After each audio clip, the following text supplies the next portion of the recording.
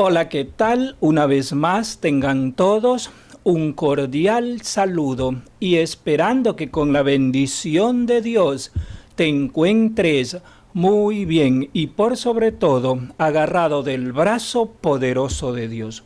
En esta hora quiero invitarte a estudiar una escuela sabática más, que es la lección número 11, cuyo título es Ruc y Esther. Y el verso para memorizar se encuentra en el libro de Esther. En el capítulo 5 y en el verso 2, la palabra de Dios dice lo siguiente. Y cuando vio a la reina Esther que estaba en el patio, ella obtuvo gracia ante sus ojos, y el rey extendió a Esther el cetro de oro que tenía en su mano. Entonces vino Esther y tocó la punta del cetro. Aquí vamos a ver dos relatos. El relato de Esther, el relato de Ruc, también el relato de Noemí, y de estos relatos vamos a sacar lecciones para nuestras vidas, ya que hay una especie de paralelo con lo que hoy nos toca vivir, y que gracias a Dios, así como obró en la vida de Ruc, en la vida de Esther y en la vida de Noemí, Dios también obra en nuestras vidas. Ahora, vamos a la primera parte, cuyo subtítulo dice Hambre en la casa del pan. Es interesante esto. ¿Cómo puede haber hambre en la casa del pan? Ahora, ¿en dónde vivía Noemí? Noemí vivía en Belén de Judá. ¿Y qué significa Belén? Significa casa de pan. Pero en la casa de pan hubo hambre. Mira lo que dice el libro de Ruc. En el capítulo 1 y el verso 1 al 2 dice lo siguiente. Aconteció en los días que gobernaban los jueces, que hubo hambre en la tierra, y un varón de Belén de Judá fue a morar en los campos de Moab, él y su mujer y sus 2 hijos. En el verso 2 dice, el nombre de aquel varón era Elimeled, y el de su esposa o su mujer Noemí. Y los nombres de sus hijos eran Malón y Kelión, efreteo, de Belén de Judá. Llegaron pues a los campos de Moab y se quedaron allí. Ahora, vamos a analizar algo. Si Belén significa casa de pan, entonces ¿por qué hubo hambre? Y esto es para reflexionar. Mira, el hecho de que seas cristiano no significa que no vas a tener hambre en tu vida, que no tendrás escasez, tendrás problemas, tendrás dificultades, habrá dolor en tu vida mientras nos toque morar en este mundo. Mientras Cristo viene, pues habrá escasez, habrá hambre, habrá dolor, habrá sufrimiento. Es más, Dios nunca dijo que no tendrías dificultades. Lo que Él dijo fue que en medio de las dificultades, Él estaría contigo, Él estaría conmigo. Ahora, ¿por qué Noemí vivió todas las tragedias en los campos de Moab? Porque es necesario entender que cuando hubo hambre en la casa del pan, ella salió de la casa del pan y se fue a los campos de Moab. La pregunta es, ¿por qué allá le fue mal? ¿Y por qué te digo que allá le fue mal? Porque allá Noemí perdió a su esposo y perdió a sus 2 hijos. Y como tal quedó desamparada y quedó sin herencia, porque una mujer sola, sin hijos, sin esposo, recaía sobre ella una maldición. Eso es lo que siempre enseñaron los judíos. Pero había una oportunidad de ser redimida, y eso vamos a ver más adelante. Ahora, hablando del por qué ella sufrió tanto en los campos de Moab, podemos trazar un paralelo con lo que sucedió en el Edén. Ahora, cuando nosotros hablamos del Edén, en Génesis 2:16 dice: y mandó Jehová Dios al hombre diciendo: de todos los árboles del huerto podrás comer. Si notaste algo, había mucho que comer. Dígase que el Edén también era la casa del pan, pues lo que más había era comida. Pero había algo que Dios se había reservado para sí, un principio que Dios estableció para la pareja edénica. Y ese principio está en Génesis capítulo 2, verso 17, que dice: mas del árbol de la ciencia del bien y del mal no comerás, porque el día que de él comieres, ciertamente morirás. Y es allí cuando la pareja edénica transgredió aquel principio dado por Dios. Es decir, que en ese momento entró el hambre, entró la escasez, entró el dolor, entró el sufrimiento, y ahora ellos se vieron simbólicamente, tomando en cuenta lo que estamos estudiando, en los campos de Moab, por así decirlo, viviendo lo que vivió Noemí. Y esto es un paralelo que estoy trazando. Y es por esa razón que nosotros nos encontramos en donde, en este mundo, sufriendo, con escasez, con hambre, con pesares, con penurias, porque nos encontramos en donde, en los campos de Moab. Pero no podemos quedarnos en los campos de Moab. El problema con Noemí es que se quedó en los campos de Moab, dígase fuera de Belén de Judá, fuera de la casa del pan. Y aquello implica en nuestra vida que si Jesús no está en nuestra vida, estamos fuera de la casa del pan. ¿Y sabes por qué? Porque Jesús dijo que Él es el pan de vida. Y sin Él nos encontramos en los campos de Moab. Y qué triste es la vida para aquel que se encuentra en los campos de Moab, sufriendo. Necesitamos volvernos ¿a dónde? A la casa del pan. Y Jesús es el pan de vida.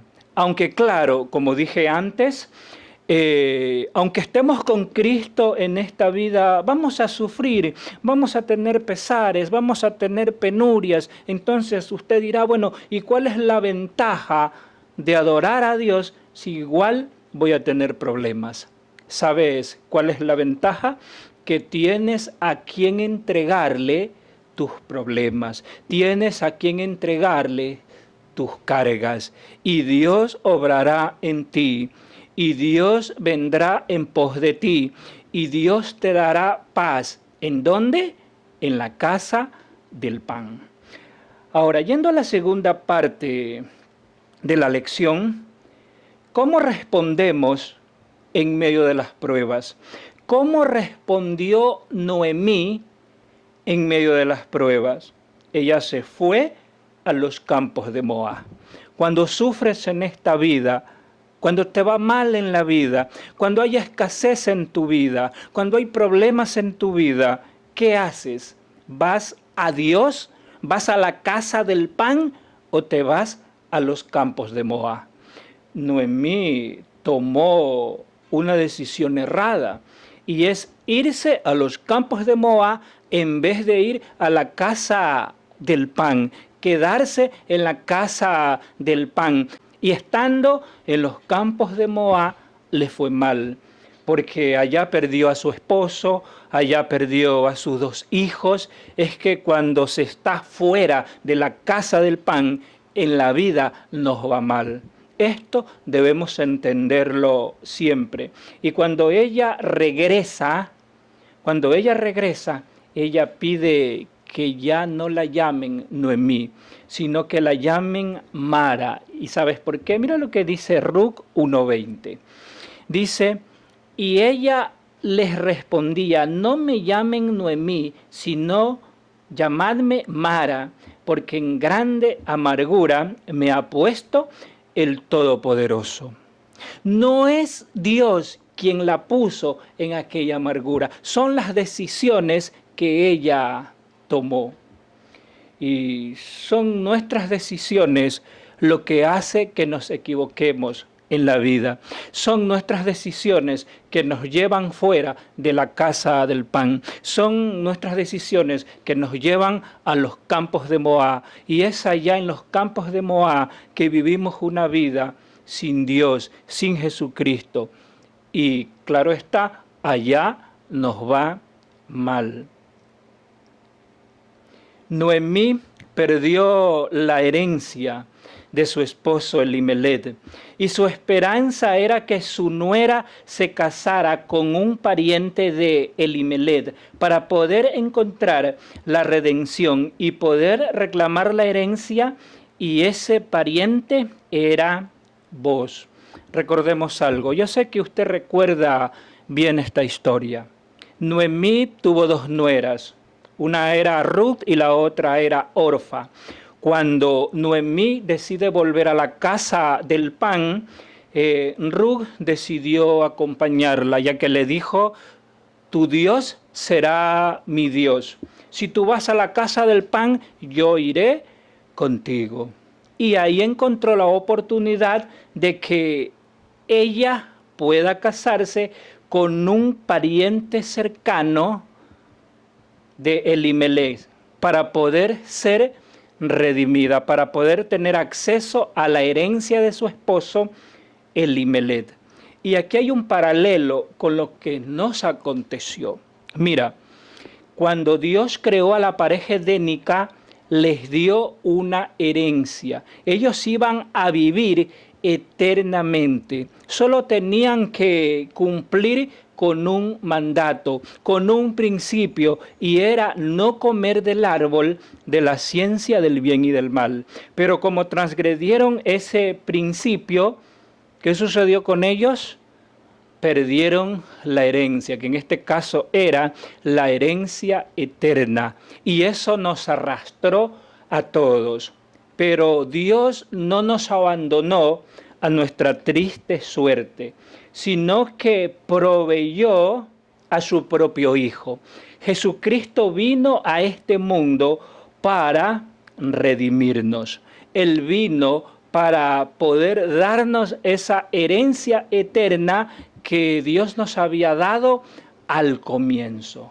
Y es interesante esto, porque así como las esperanzas de Noemí estaban en un familiar de Elimelec, asimismo nuestras esperanzas están en Jesús. Jesús es nuestro Salvador, Jesús es nuestro Redentor. Él nos compró con su propia sangre y Él nos dará la vida eterna, recuperando aquella herencia que Dios nos ha dado desde el principio. Tenemos un Redentor que es Cristo Jesús. Ahora, nosotros vamos a ver algo interesante. Vemos que Booz se enamora de Ruth. ¿Quién es Booz? Un pariente cercano de Elimelec. Pero había un detalle, había otro pariente más cercano de Elimelec que tenía derecho a reclamar ¿a quién? A Ruth. Y esto nos lleva a otro paralelo, ¿sabes? Así como Jesús nos redimió, hay alguien que nos reclama. ¿Sabes quién es? Ese es Satanás. Sí, Satanás te reclama.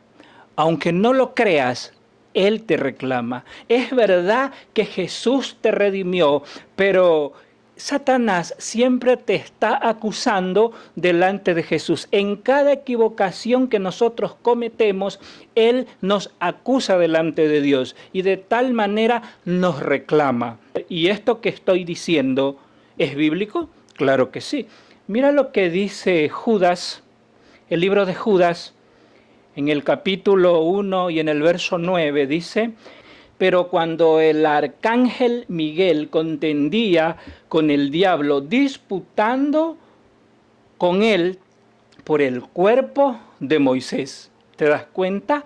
Aquí Satanás reclamaba a Moisés, pero Jesús, en este caso era Miguel, vino a resucitar a Moisés, para llevarse a Moisés. Pero Satanás estuvo allí para reclamarlo como suyo, como propiedad suya. ¿A quién? A Moisés. Ahora imagínate algo. Si Moisés, con todo lo que hizo, cómo Dios lo usó poderosamente para libertar al pueblo de Israel, con todo lo que hizo, imagínate, Satanás se atrevió a reclamarlo. Imagínate, ¿tú no crees que Él nos tiene allí en una lista reclamándonos? Claro que sí. Si reclamó a Moisés, ¿cuánto más a nosotros? Y nosotros sabemos que entre Moisés y nosotros hay una marcada diferencia, porque Moisés hizo muchos milagros gracias al poder de Dios. Milagros que no se ven en nuestras vidas porque no te ha usado Dios como lo usó a Moisés, abriendo el mar para que el pueblo camine en seco. A esto me refiero. Ahora, pero sabemos que ahí está Jesús para defendernos. Ahora, llegando a la cuarta parte, hay un paralelo también entre Amán y Satanás. Aquí estamos hablando en el contexto de la historia de la reina Esther. Y había un personaje, Amán, que tenía ciertos privilegios sobre los príncipes de Persia. Y él pedía la adoración. Y había un personaje, un judío, que no se arrodilló delante de él, pues Amán siempre buscaba la adoración. ¿Sabes? En esto él se parece a Satanás. Satanás en el cielo tuvo también sus privilegios. Y si hay algo que reclamó Satanás fue la adoración. Él quería que en el cielo se lo adore a él, cuando aquello no era posible. Porque toda la hueste angélica adoraba ¿a quién? A Jesús. Acá, en el imperio persa, Amán quería que a él se lo adore y las personas se arrodillaban delante de él, pero Mardoqueo decidió no hacerlo. Y sucedió algo sucedió, que él preparó un plan para perseguir al pueblo de Dios. Sí, él quiso matar al pueblo de Dios y preparó una trampa allí. Pero Dios utilizó poderosamente a Mardoqueo, a la reina Esther, para liberar al pueblo de Dios.